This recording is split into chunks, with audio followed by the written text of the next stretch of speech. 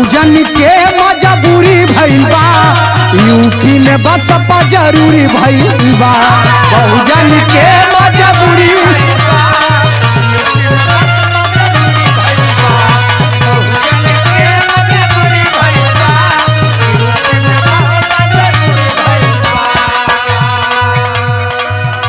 उत्तर प्रदेश की 4 बार मुख्यमंत्री रही आदरणीय बहन जी।